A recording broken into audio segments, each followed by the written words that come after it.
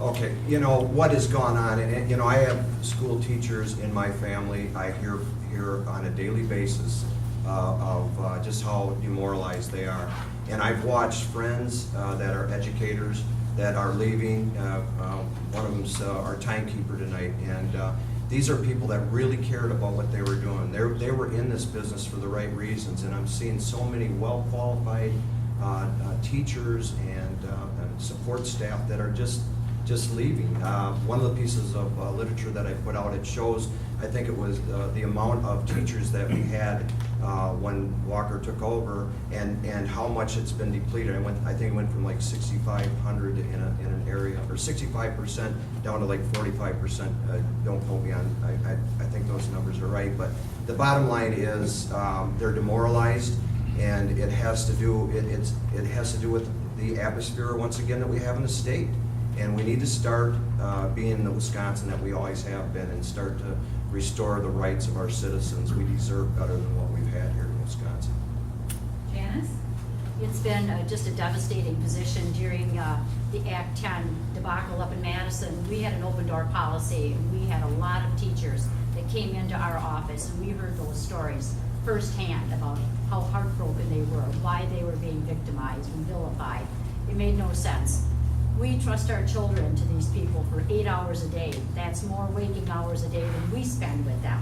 And to do what they've done, to me, is just a total injustice to our teachers. I think the best way to turn it around is to change the leadership in Madison. That's the only way it's going to change right now. So that is another reason why I'm running, because I think we strongly can take back the Senate this term, and look forward to doing that and restoring teachers' rights and bargaining rights. Okay, thank you. Now we'll begin with Mike.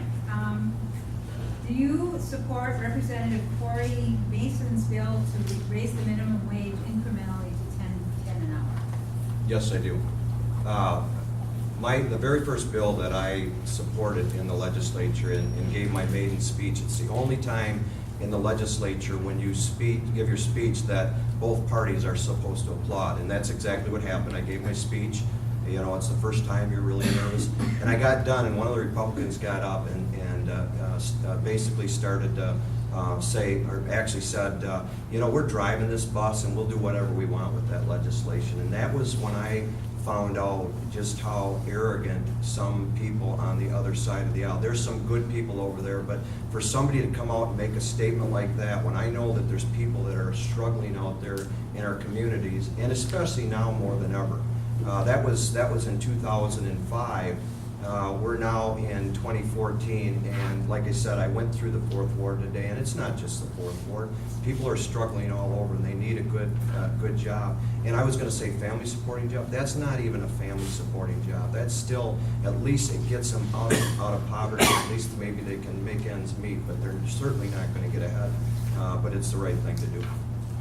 Thank you, Janice. I absolutely agree with that. I did sign on to that bill, and quite frankly, it should be higher because it is not a family-sustaining wage. A lot of these people are working 2 and 3 jobs just to make their payments on their rent, to buy food, to get gas, to get back and forth to work.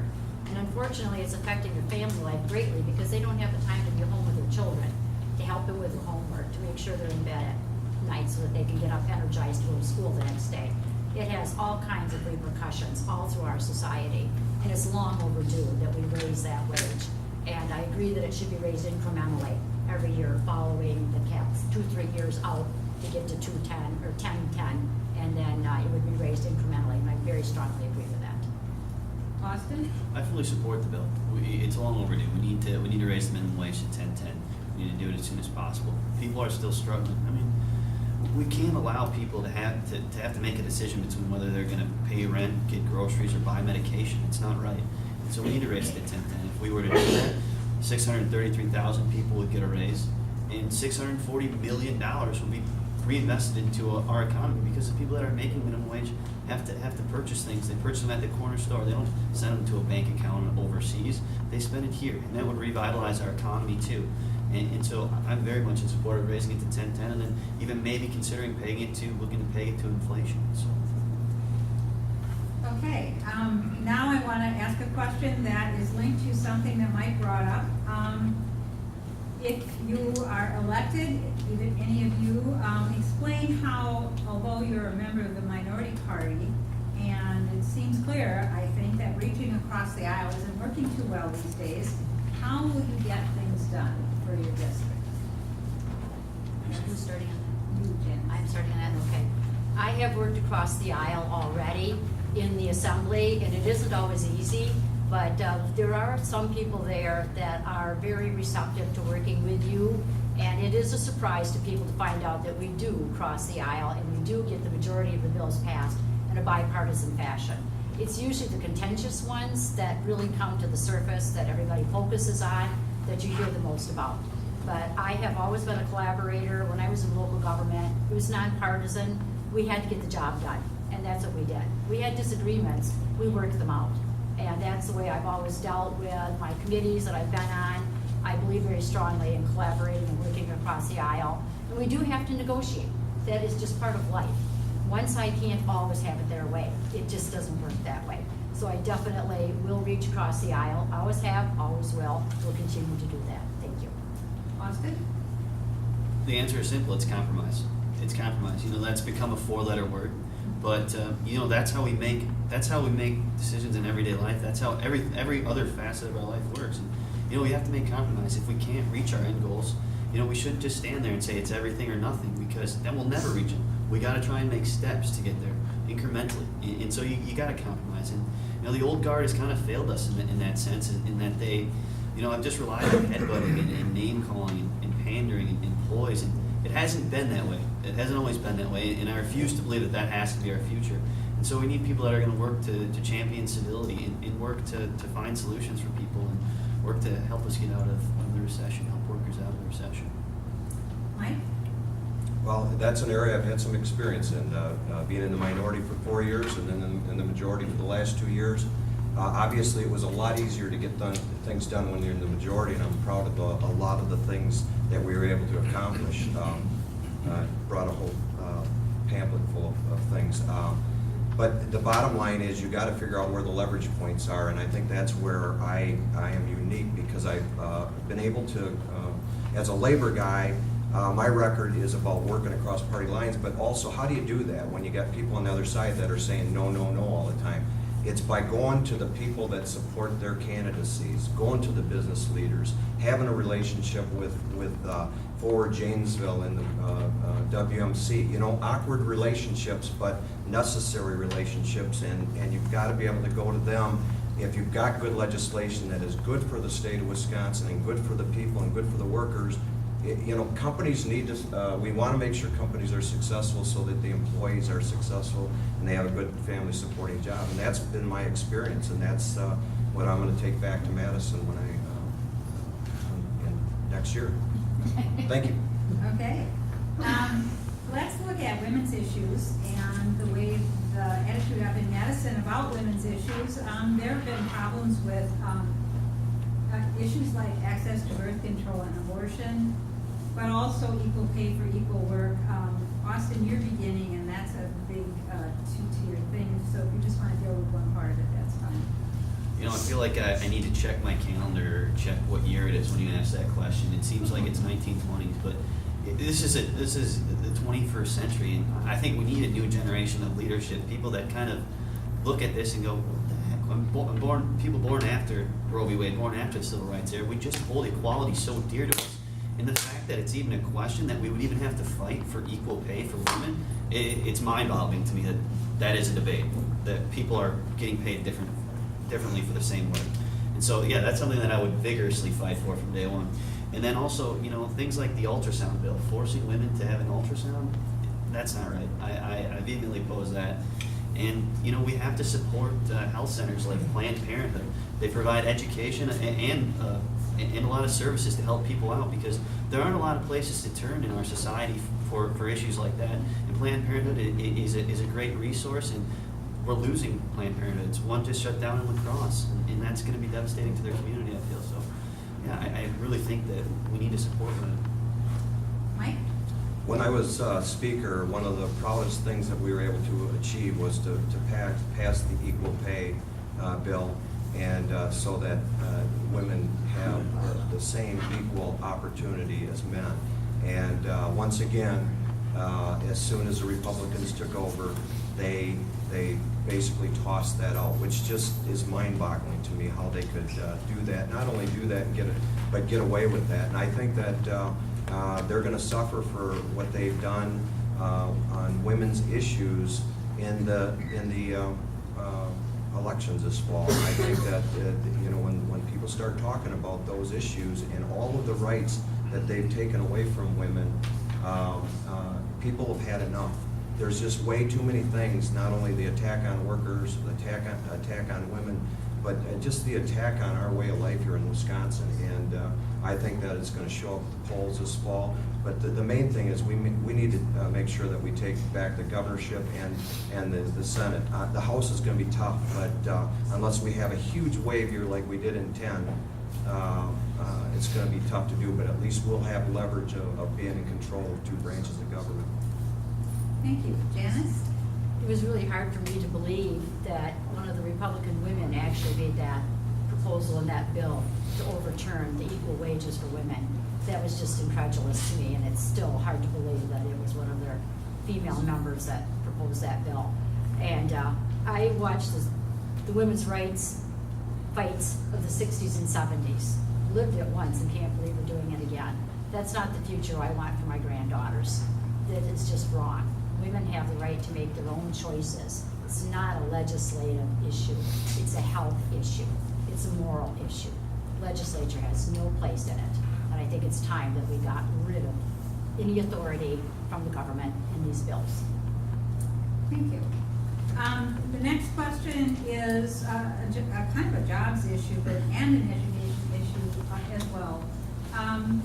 What should the state be doing now about the problem of the dramatic shortage of healthcare providers because of the Affordable Care Act? Who's starting? Mike, you're starting. Okay, repeat the question. Sure. What should the state be doing now, or how should the state be encouraging the increase of trained people to be healthcare providers, since the Affordable Care Act is more accessible to so many more people?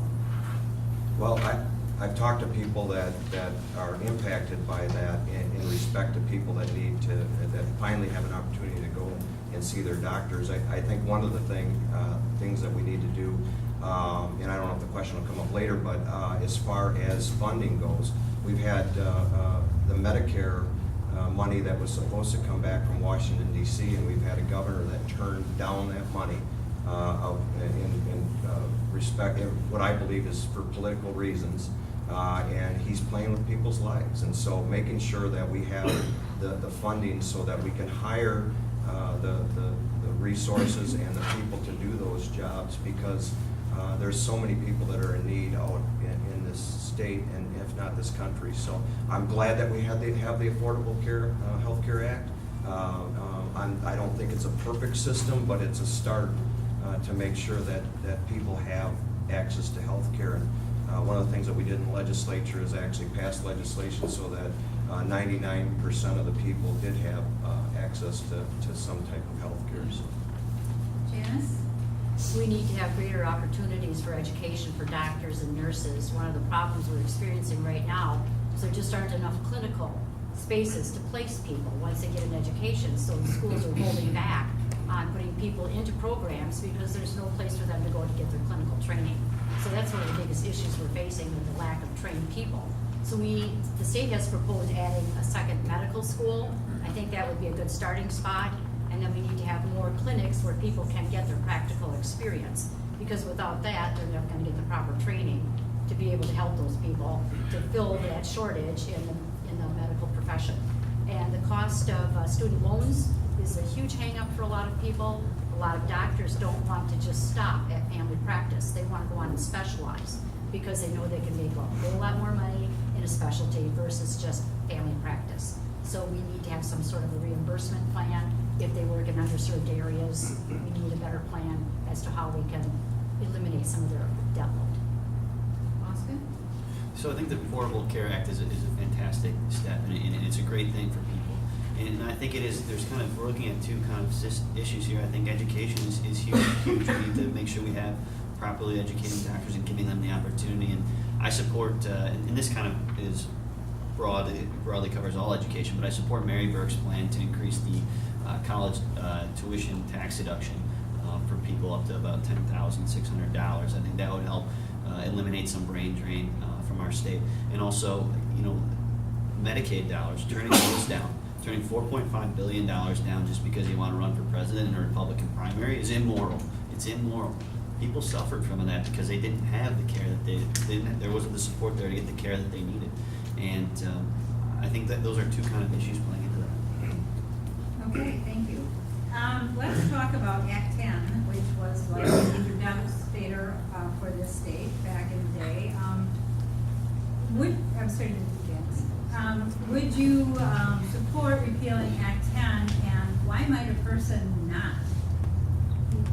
I would absolutely support it. That was one of the most phenomenal times in my life, spending 60 hours straight around the clock, sitting in the Capitol in the Assembly Hall, debating that issue.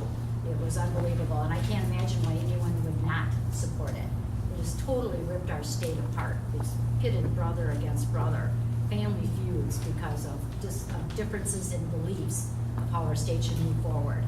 And as these contracts start canceling out after Act 10, more of our state contracts will be finalized. I think we're going to find out that we don't have a very good structure in place for our employees. And I really am afraid of what's going to happen just with a lack of having employee manuals and how we'll proceed. It's really to be seen yet, and I'm not sure what's going to happen there. But I think it's imperative that we do overturn Act 10, give people some stability in the workplace. Austin? I'm fully in support of repealing Act 10, restoring collective bargaining for public workers. It's not right that they took that away. You know, that's something that's guaranteed to all workers, and to just create two segments isn't right. And so, you know, the answer is simple. We have to repeal it, but you know, it's going to be difficult with the political landscape. Hopefully we're able to grab majorities in both houses, and also Mary Burke will be our next governor, and then we can repeal it. But if not, we have to work to chip away at it, take away pieces of it. Like I mentioned earlier, tying the cost of living adjustment to the lowest paid worker on the pay scale, so that people can have a cost of living adjustment. And then I think the only reason why you wouldn't repeal it is the same reason they put it in place, political reasons. They did it just to break the back of public workers so that they could have a one-up in political elections. And you know, there was no thought of what the repercussions were for the people. It was just more about political futures, and that's very wrong. Mike? Yeah, I am totally in support of a repeal of Act 10. When I was in the legislature, and you might say, well, how can we get that done? Even if the Republicans are still in control of the House, if we can take back the Senate. I sat through negotiations, and actually it was a negotiation between a Senate Democratic leader and myself as Speaker and leader of my House, where we negotiated the contract in 2009. And you know, we just sat. What I'll do is, if I'm given the opportunity to be part of those negotiations, is I'll sit there long enough, and hopefully, if we have the governorship, we'll sit there long enough to get that repealed. And I think that's where my experience comes in, and I think there's ways to do that. And the voice of the people needs to be heard, and that's the biggest thing. I think that Governor Walker did it for political reasons once again. And the way I describe it is, he had the workers on their back, and got them to concede to the things that he wanted, and then he stepped on their neck. And we don't do that. We don't treat people like that in Wisconsin, and that's why I want to go back and fight for all the workers in Wisconsin. Thank you. This is a question from the audience. If Democrats were in the majority, and this is you, Austin, by the way. Okay. If Democrats were in the majority, would you push for a fair redistricting process in Wisconsin, or would you go to the single way? Absolutely. I think it's imperative that we have redistricting reform. You know, we're living in Scott Walker's world, brought to you by the last Democratic leadership. The great gerrymander of 2011 allowed Scott to do whatever he wanted to our state, rip it apart at the seams. And you know, there was a large push to do it back then, but they did what was politically convenient and not right. not what was right for the people. And that's what I support, is having redistricting reform where it is drawn by independent panels without politics in mind, because voters should choose who their elected officials are. Elected officials shouldn't choose who the voters are. And I think that would change our entire system for the better, because politicians would be responsible to their people, and it would kind of help negate some of the damage that money has done to our system by just by just allowing people to buy elections and buy these seats. Mike? There are two systems in place right now. Iowa has a system that they pick. If you look at a map of Wisconsin, or for that matter Illinois, which is gerrymandered in the Democrats' favor, and then you look at Iowa, and they're little squares. There's none of these. When you look at, I'll just use it for example, Andy Jorgensen's former district, and then he had to move because if you look at what they did up in that district, they basically knocked him out like 2 blocks away. He's got a wife and 3 kids and a dog, and he was forced to move because of that gerrymander. That didn't just happen there; it happened all over. It happened also to Representative Ringhand.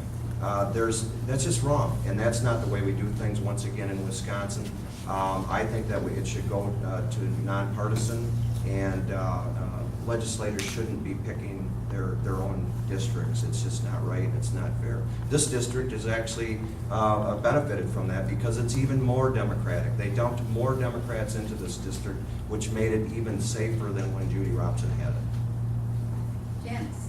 I definitely agree that redistricting should be nonpartisan. I did sign on to that bill this past session. And when I was mayor of Evansville in 2002, we had to redistrict just because it was the normal time of doing it. And it was a very simple process. Our clerk got the software, and by the click of a mouse, moving a line, it showed the population within each box. It should not be a $2 million job. It's something that can be accomplished very simply. And it's time to end this kind of foolishness and the expense that's going to attorneys to draw these lines in a convoluted way. So it's definitely time for a change. Okay. We're starting with Mike now. Mike, what's your stance on legalizing marijuana as such, or medical marijuana, or what's your attitude? Well, we're seeing states starting to take that into their own hands. When I was out knocking on doors in Edgerton, I met a gentleman who served in the military, and unfortunately he was in Iraq and ended up getting some injuries, and there's no other medication that works for him. That's the only thing that works for him. So I'm definitely in favor of making sure that people that need medical marijuana have that opportunity. And I think just like a lot of issues in this country are evolving, that's another one that's evolving. And I think in 10 years ago, or let's say 20 years ago, when people still smoked on planes, who would have ever thought that we would, and that's another one of the bills I'm proud of, is that we were able to pass legislation so that we can go into a bar or a restaurant and not have to deal with the secondhand smoke. So, there's a lot of good things that we can do. So, anyway, thank you. Janice? Yeah, times have changed on the marijuana front. I think medically it has its place. As far as recreational, I tell people the jury's still out on that. I'm not convinced it's a good idea to have recreational marijuana. However, my office did a survey and the numbers were in the 70s for approval. So if I listen to my constituents, I would almost have to vote for it, in favor of it today, even though I personally don't really agree. I'm an ex-smoker. I know how hard it is and how devastating tobacco can be in your body. And I just I'm not convinced that it's a good idea to have recreational marijuana. So I am still on the fence on that one, and I need to see more facts. Austin? I think medical marijuana has its place. I've seen studies and I've seen stories of people, for instance, with epilepsy, where they've had just traumatic seizures their entire lives, and THC was the only thing that allowed them to live a normal life.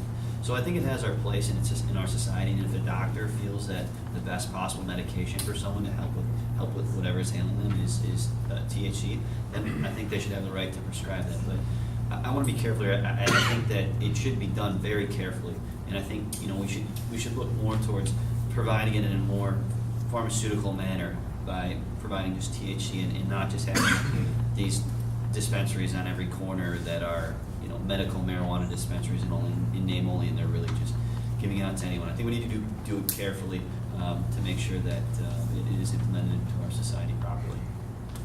Thank you. The next question is, Janis